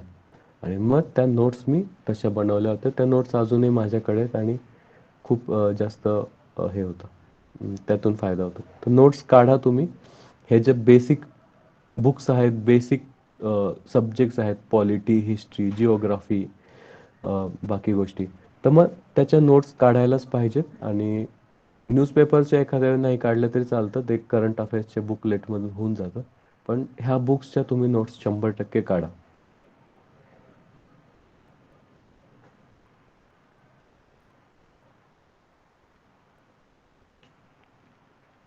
Wien to start answer writing. ठीक आहे. तर आन्सर रायटिंग हे तुम्ही जेव्हा तुमचं बेसिक सगळं पूर्ण होईल, म्हणजे NCERT पूर्ण होतील किंवा न्यूजपेपरचं बऱ्यापैकी ग्रिप येऊन जाईल, त्यावेळी तुम्ही आन्सर रायटिंग नंतर चालू करा. कारण तुमचं जर हे झालं नाही, आपलं बेसिक फाउंडेशन क्लिअर नाही, तर आन्सरमध्ये लिहिसाल काय? मग त्यात पॉईंटच नाही. मग तुम्ही रॅन्डम गोष्टी लिहिसाल आणि त्यात काही बेनिफिट नाही होणार. तर मग त्यासाठी तुम्ही आन्सर रायटिंग तेव्हाच चालू करा जेव्हा तुम्हाला प्रॉपर कॉन्फिडन्स आला की माझं हा एवढा अभ्यास झालेला आहे. तर त्यामध्ये बेनिफिशियल मी सांगेल की इन्साईट ऑन इंडियामध्ये, आता माहीत नाही सध्या काय, पण पूर्वी इन्साईट ऑन इंडियामध्ये ते डेली ते क्वेश्चन्स टाकायचे, 4-5 क्वेश्चन टाकायचे आणि मग आपण आन्सर लिहून अपलोड करायचे. तर हे ते चालायचं. मला माहीत नाही आता पण ते करतात की नाही. तर ते तुम्ही त्याचा फायदा घ्या. जेव्हा तुझं बेसिक पूर्ण होईल वाचून त्यावेळी इन्साईट ऑन इंडिया वेबसाईटवर जायचं डेली. तिथे क्वेश्चन असतात, आपण लिहायचा प्रयत्न करायचा आणि तिथेच खाली कमेंट सेक्शनमध्ये लोक पण लिहून टाकतात आन्सर. तर मग आपण कम्पेअर करू शकतो की माझा आन्सर आणि त्यांचा आन्सर कसा आहे. तर त्यानुसार आपल्याला बऱ्यापैकी आयडिया येते.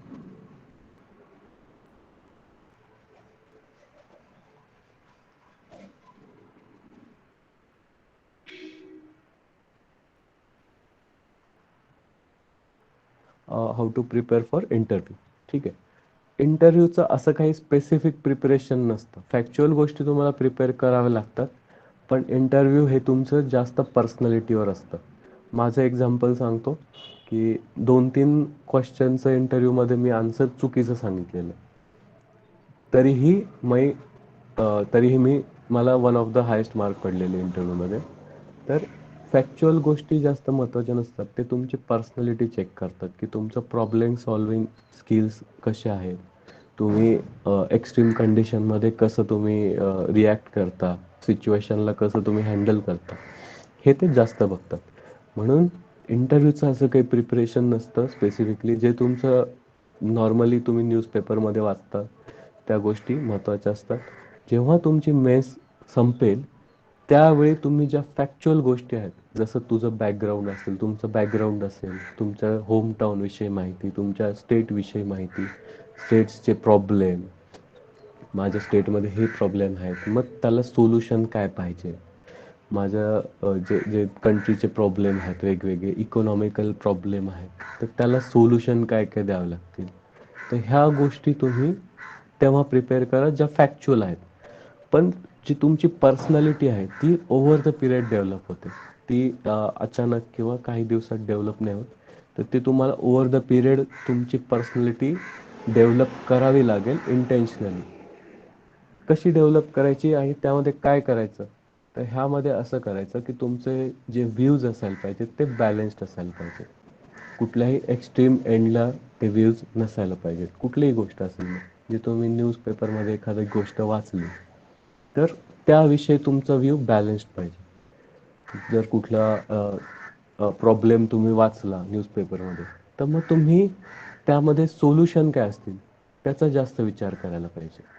जसं तुम्ही न्यूजपेपरमध्ये वाचलं की खड्डे भरपूर झालेत रस्त्यावर, तर मग ते सोल्युशन कसं पाहिजे. पाण्याचा प्रॉब्लेम वाचला, सोल्युशन काय पाहिजे. तर ह्या गोष्टी तुम्ही ओव्हर द पिरियड डेव्हलप करा आणि मग तिथे तुम्ही बॅलन्स्ड अप्रोच वापरला तर तुम्हाला बऱ्यापैकी चांगले मार्क पडतात.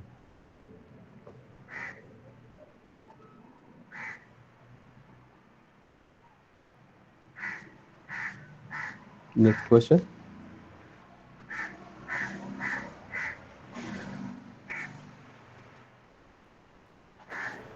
सर एक क्वेश्चन असा पण आहे की आपण या एक्झाम मध्ये भरपूर साऱ्या गोष्टी वाचतो की NCERTs आहे, न्यूजपेपर किंवा दुसरे बुक्स पण खूप दिवसानंतर असं होतं की आपल्याला आधी काय वाचलं होतं ते आपल्याला लक्षात नाही येत नंतर.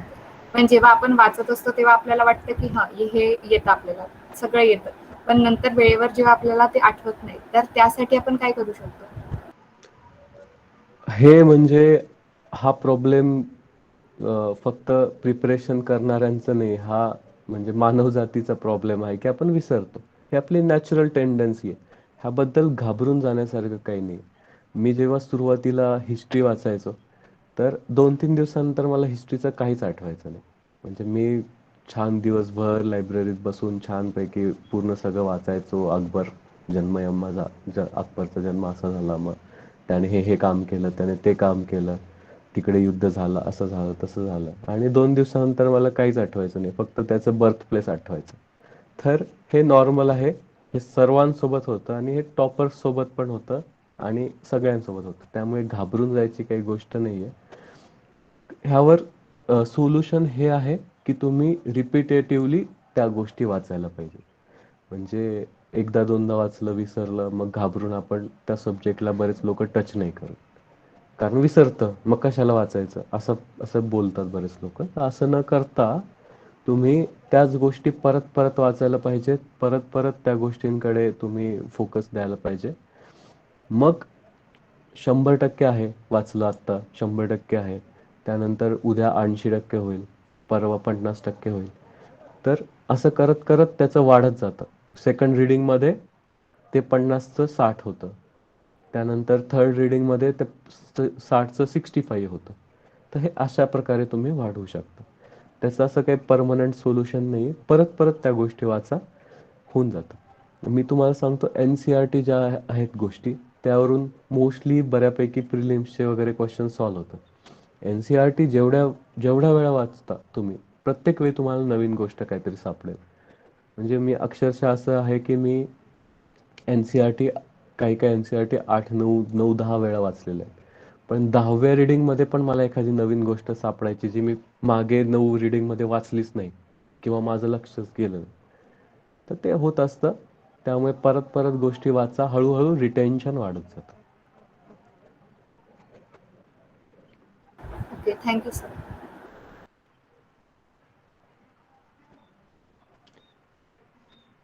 अजून काही क्वेश्चन आहे? सर सोशियोलॉजीची बुक लिस्ट कळू शकेल का? सोशियोलॉजीची बुक लिस्टमध्ये एकतर मी जे वाचलेलं आहे ना, तर आम्हाला जे मटेरियल भेटलं होतं सोशियोलॉजीचं, ते 4 बुक्स होते मोठे मोठे, जे वाजीरामचं स्वतःचं मटेरियल होतं. तर ते त्यातनं मी अभ्यास केलेला आहे आणि ते मला जास्त चांगलं वाटलेलं. पण हरलाम बोस बुक आहे, जे तुम्ही बेसिक रीडिंगसाठी वाचू शकता. त्यामध्ये तुमचं बेसिक बऱ्याच गोष्टी क्लिअर होतील. हरलाम बोसचे 2 बुक येतात, एक ऑरेंज येतं आणि एक व्हाईट येतं. तर ते व्हाईटवालं मोठं असतं, तर ते जास्त बेटर आहे. आणि जर तुला वाजीरामचं मटेरियल भेटलं सोशियोलॉजीचं कुठे, ते 4 व्हॉल्यूम आहेत, मोठे मोठे आहेत ठोकळे. तर ते 4 व्हॉल्यूम वाच, ते खूप छान आहेत आणि त्यात बऱ्याच गोष्टी क्लिअर होतील. Okay sir, thank you sir. ते झेरॉक्स सेंटरवर मिळून जातील वाजीरामचं मटेरियल, त्यात काही असं एवढं प्रॉब्लेम नसतो. Okay sir.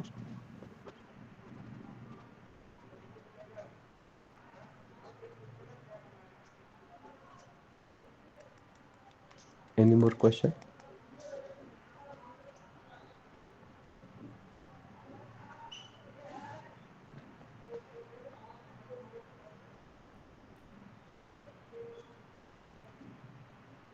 ठीक आहे.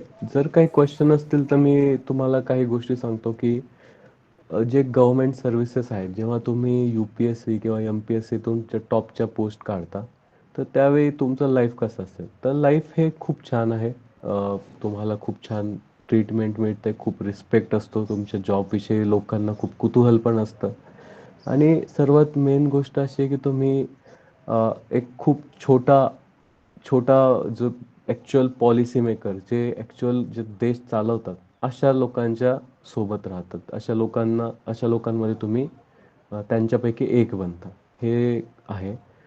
त्यानंतर तुमचं जे गव्हर्नमेंट स्वतःच्या लोकांची खूप काळजी घेतं.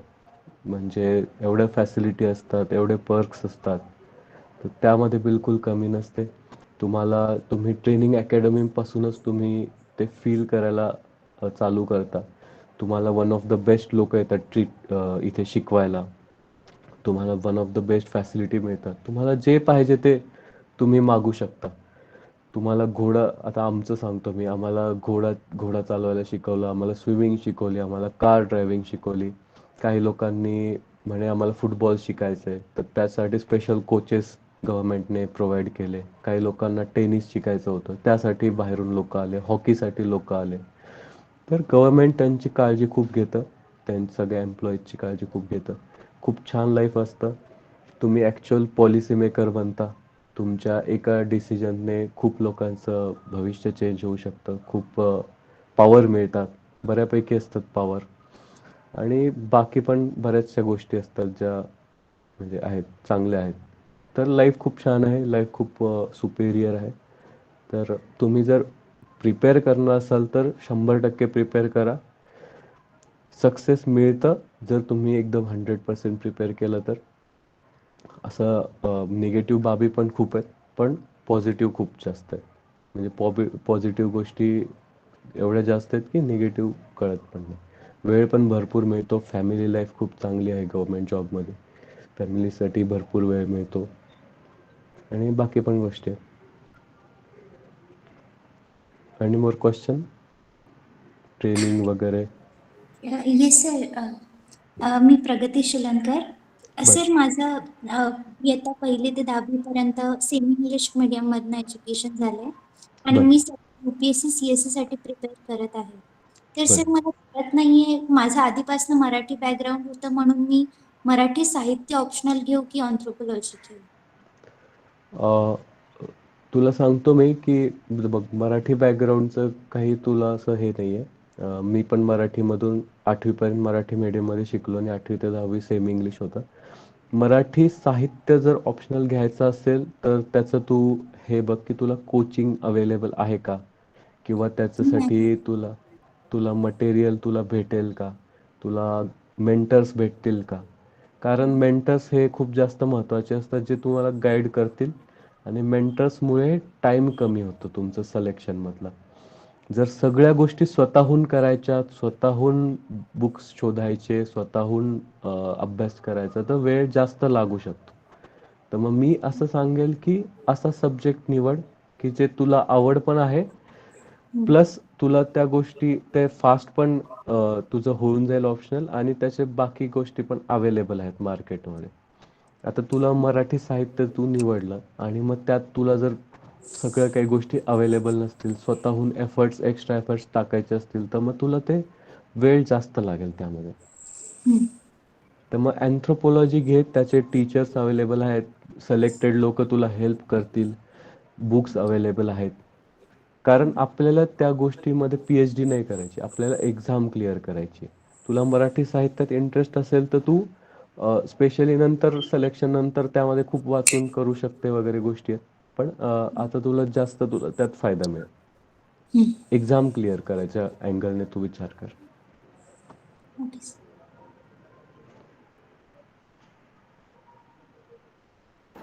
सर चॅटबॉक्स मध्ये पण एक क्वेश्चन आला. कुठून बघायचा तो? एक मिनिट. हां.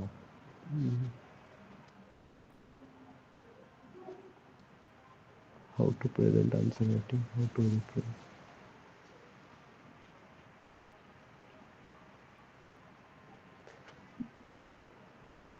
ठीक आहे. आन्सर रायटिंग बद्दल एक क्वेश्चन आहे की how to make your answer so that you will get the more marks. तर मग त्यामध्ये कसं असतं की आन्सर रायटिंग हे आहे UPSCचं, त्यामध्ये एक स्ट्रक्चर आहे. स्ट्रक्चर कसं आहे की फर्स्ट पार्ट हे आन्सरचा इंट्रोडक्शन असतो, त्यामध्ये मग सेकंड पार्ट असतो तो बॉडी असतो. बॉडीमध्ये मग त्यानंतर बॉडीमध्ये असं येतं की त्या क्वेश्चनचे पॉझिटिव्ह, निगेटिव्ह आणि त्याचे सोल्युशन टाईप असतं, किंवा एक्स्ट्रा माहिती जी आहे ती आहे, आणि शेवटी कन्क्लुजनचा पार्ट असतो. आता मी तेवढ्या डिटेलमध्ये नाही जाणार त्या गोष्टीच्या, पण तुम्हाला जे मागे मी सांगितलंय आत्ताच थोड्या वेळापूर्वी, की जे insight on India he website आहे. त्यामध्ये डेली ते क्वेश्चन रायटिंगचं सेशन असतं डेली. त्यामध्ये ते 4 क्वेश्चन टाकतात आणि लोक जे आहेत पूर्ण भारतभरचे लोक त्यामध्ये आन्सर, कमेंट सेक्शनमध्ये आन्सर लिहितात त्यांचे. तर एकदा तू त्याचे स्ट्रक्चर पाहून घे. ते एकदा तुला स्ट्रक्चर कळाले की मग तुझ्या आन्सर रायटिंग त्यामध्ये होऊन जातं. एकदा स्ट्रक्चर कळालं ना, जर तुम्हाला त्या क्वेश्चनबद्दल किंवा त्या सब्जेक्टबद्दल माहिती जरी नसली ना, तरी तुम्ही त्याबद्दल आन्सर लिहू शकता. तर मग ते एकदा बघून घे. आणि बाकी बरेचसे लोक म्हणतात की डायग्रॅम काढावे लागतात किंवा बाकी गोष्टी असतात, हे काढा, ते काढा, चार्ट्स काढा. तर ते सगळ्या क्वेश्चनमध्ये अप्लाय नाही होत आणि तेवढा वेळ पण मिळत नाही. म्हणजे वेळ खूप कमी असतो जेव्हा आपण पेपर देतो. तर त्या गोष्टी आहेत. तर एकदा ते स्ट्रक्चर कळालं ना, तर मग ते तुला फायदा होईल. तर ते स्ट्रक्चरसाठी एकदा ते वेबसाईटवर तुम्ही बघून घ्या. त्यामध्ये खूप छान छान आन्सर लिहिलेले असतात. तर ते त्यामध्ये तुम्हाला एकदा आयडिया येऊन जाते. म्हणजे ते असं मी सांगून तुम्हाला नाही कळणार. त्यामध्ये तुम्ही जर 10 क्वेश्चन एकदा वाचले ना, तुम्हाला कळून जाईल की हे एवढा पार्ट इंट्रोडक्शनचा आहे, हा बॉडी आहे, बॉडीमध्ये असं लिहिलेलं आहे त्यांनी. तर ते स्ट्रक्चर जास्त महत्त्वाचं आहे. स्ट्रक्चर कळालं तुम्हाला, स्ट्रक्चर एकदा तुम्ही हे केलं ना, तर तुम्हाला ते आन्सर माहिती जरी नसलं तरी तुम्ही लिहू शकता. सर मराठी मीडियम मधल्या मुलांनी ओव्हरऑलच इंग्लिशमध्ये, कम्युनिकेशनमध्ये आणि रायटिंग स्किलमध्ये काय एक्स्ट्रा प्रॅक्टिस करायला हवी? मी सांगतो की मराठी मीडियमच्या मुलांचा प्रॉब्लेम फक्त कम्युनिकेशनमध्ये येतो. जर त्यांना इंग्लिश लिहायला सांगितलं तर त्यांना काही प्रॉब्लेम येत नाही. हे म्हणजे माझा एक्सपिरियन्स आहे आणि स्वतःचा पण आहे आणि मी जेवढे लोक बघितले. तुम्हाला मराठी मीडियमवाल्यांना एकदा लिहायला सांगितलं ना इंग्लिशमध्ये, ते एकदम खूप छान लिहितात. त्यात काहीच प्रॉब्लेम येत नाही. जर स्पीकिंग इंग्लिश थोडं वीक असतं, त्यामागे कारण पण तेच आहेत की आपण कधी बोलत नाही किंवा चान्स नसतो मिळालेला, अपॉर्च्युनिटी नसते. सोबतचं वातावरण तसं नसतं त्यामुळे.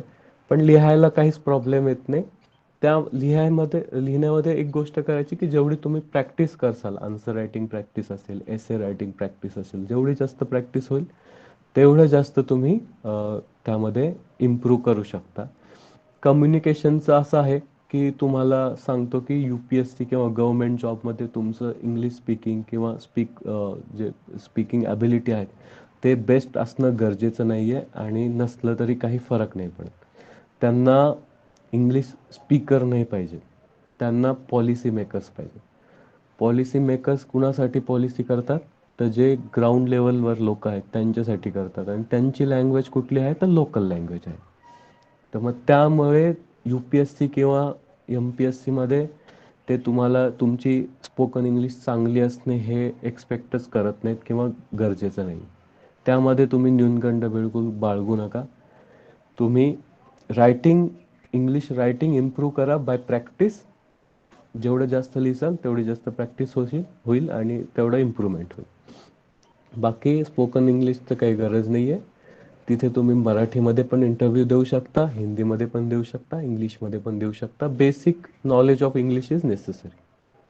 बेसिक नॉलेज, आणि ते पण 10वीच्या लेवलचं नॉलेज लागतं.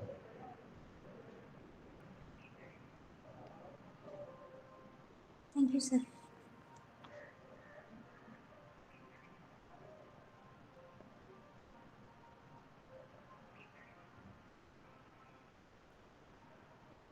आता एक मला प्रश्न आहे, म्हणजे VIT कॉलेजसाठी आता आम्ही असा प्रयत्न करतोय की मुलांना लवकर यश मिळावं, म्हणजे त्यांनी जेवढ्या लवकर सुरुवात करतील तेवढ्या लवकर त्यांना यश मिळेल. अर्थात हे करताना त्यांनी इंजिनिअरिंग पासून डेव्हिएट व्हावं असं अजिबात नाही. जसं तू पण सांगितलं की इंजिनिअरिंग मध्ये जेवढे तुम्ही क्लब्स मध्ये असोसिएट व्हाल, जेवढं तुम्ही ऍक्टिव्हिटीज कराल, तेवढा तुम्हाला इंटरव्ह्यूच्या वेळेला किंवा पुढे कुठेतरी हा फायदाच होणार आहे ह्या गोष्टीचा. आता एक Yes, ma'am. कॉलेज म्हणून आपण काय करावं की मुलांना आपण ऍडव्हान्टेज मिळेल पुढे, असं काय करावं कॉलेजने? जसं मॅम आता कॉलेज ॲज इन कॉलेज म्हणजे आपलं कॉलेज मी सांगतो की बऱ्यापैकी खूप चांगलं हे आहे. मुलांना भरपूर स्वतःसाठी वेळ देतं. म्हणजे आता माहीत नाही, पण आमच्या वेळी तर मॉर्निंग आणि इव्हनिंग शिफ्ट होती. आम्हाला भरपूर फ्री टाईम मिळायचा. मग त्यामध्ये पेपर वाचणे किंवा बाकी गोष्टी आम्ही भरपूर केलेल्या रिकाम्या वेळात. आता अजून काय करता येईल तर जसं COEPचं आहे की त्यांनी कल्चर एक डेव्हलप केलेलं आहे. जे त्यांचं कॉम्पिटिटिव्ह एक्झामचं सेल आहे त्यांनी. तर त्यामध्ये ते काय करतात की जे पुणे किंवा परिसराचे त्यांचे ॲल्युमिनाय आहेत, तर त्यांचे रेग्युलर लेक्चर होतात. आता जे महेश भागवत सर आहेत, ते सध्या आता तेलंगणाचे ॲडिशनल डायरेक्टर जनरल आहेत. ते 89 बॅचचे COEPचे आहेत. पण ते जेव्हा पुण्यात जातात तेव्हा प्रत्येक वेळी ते त्यांचा सेल त्यांना एक लेक्चरसाठी ते बोलवतात. मग त्यामुळे ते इंटरॅक्टिव्ह राहतात मुलांना कायम, की आपल्या सिनियर झाले तर आपण पण होऊ शकतो. त्यानंतर हे तर आहे. त्यानंतर इव्हनिंगला म्हणजे सॅटर्डेजला वगैरे ते competitive exam type MCQ type ते पेपर घेतात.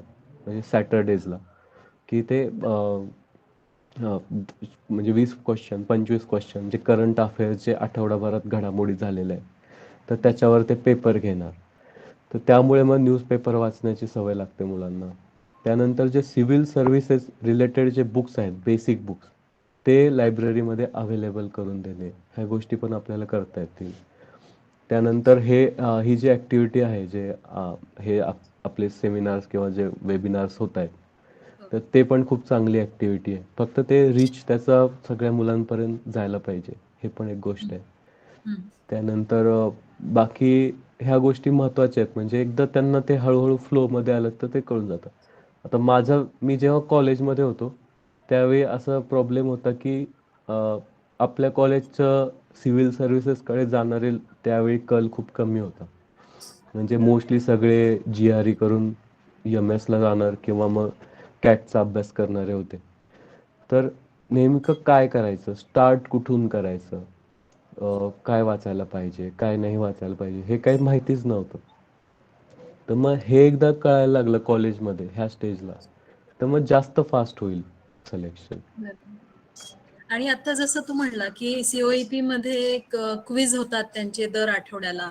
हे हां. क्विज कोण डिझाईन करतं? म्हणजे खरंच ही खूप छान आयडिया आहे. म्हणजे हा हां. आपणही करू शकतो. आणि आपल्याकडे कसं ना आता एक सिव्हिल सर्व्हिस एस्पायरंट्स असा आपण व्हॉट्सअप ग्रुप केलेला आहे, ज्याच्यामध्ये साधारण 150 मुलं आहेत ऑलरेडी. तर बरं. म्हणजे ह्या मुलांना आपण असे प्रश्न देऊ शकतो. एक साधा गुगल क्विज जरी दिला, शेवटी काय त्यांनी घरी पण केलं तरी प्रत्येकाच्या म्हणजे त्यांनीच करायचंय. ते बघायचंय, नाही बघायचंय, कसं उत्तर द्यायचं ते त्याच्यावर आहे. Yes ma'am, yes ma'am. हे आपल्याला कसं म्हणजे हे कुठून मिळतील मला जर काही क्विजचे प्रश्न असतील तर हे कसं करू शकतो आपण? तर मॅम बऱ्याचशा कॉम्पिटिटिव्ह एक्झामिनेशनच्या वेबसाईट आहेत की ज्या रेडीमेड असे क्वेश्चन आठवडाभराचे बनवून ठेवलेले असतात. आणि अच्छा. बऱ्याचशा वेबसाईटवर किंवा जे क्लासेसचे करंट अफेअर्सवरच्या क्विज असतात त्या डेली असतात. म्हणजे अच्छा. ते असं काहीच नाही की आपल्याला शोधावे लागतील. अच्छा. फक्त ते मुलं त्या वेबसाईटवर जात नाहीत किंवा त्या वेबसाईटबद्दल माहिती नसतं.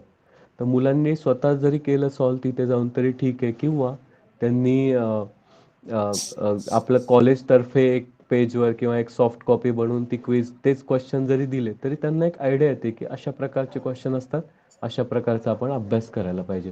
तर अशा प्रकारे न्यूज वाचायला पाहिजेत म्हणजे असे क्वेश्चन सॉल्व होतील. किंवा क्वेश्चन अशाच टॉपिकवर असतात की जे रिलेटेड आहेत सिव्हिल सर्व्हिसेसच्या.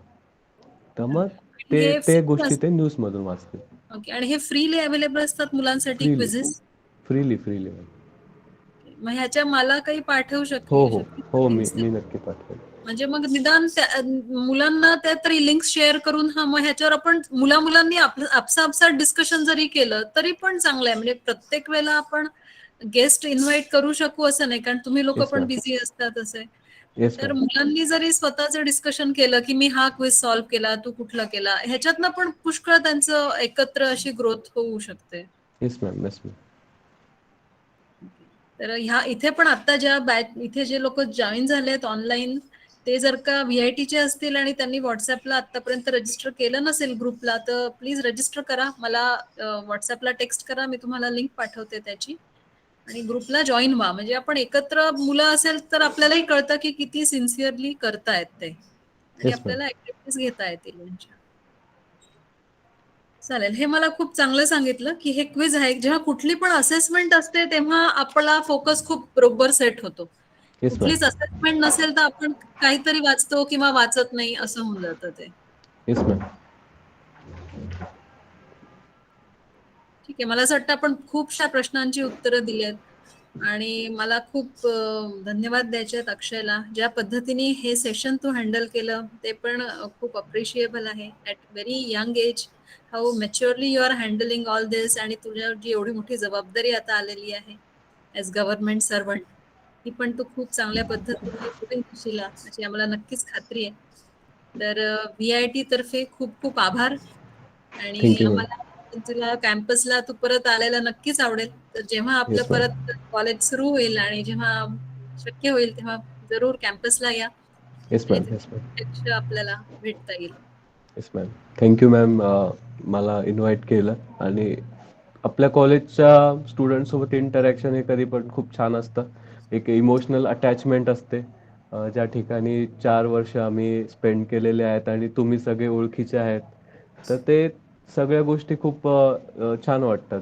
मी कॉलेजमध्ये पण जेव्हा आलो होतो, तर ते एकदम खूप छान वातावरण होतं. सगळे एकदम इंटरॅक्टिव्ह होते. आणि मी नक्की येईल जेव्हा पुण्यात पुढच्या वेळी येईल तेव्हा VITला नक्की येईल. आणि सो थँक्यू थँक्यू. इन्व्हिटेशनसाठी. I'll just request Vedanti to please propose formal vote of thanks. Vedanti. Yes, ma'am. Uh, Thank you so much, sir, for giving your valuable time for us. And the information which you shared was really helpful for us. And I'm sure that this information will help us in coming future for deciding which exam to give and how to prepare for that examinations. So thank you so much, sir. Thank you. Thank you. Welcome. Thank you. Thank you. Thank you. We'll close this meeting now. Thank you.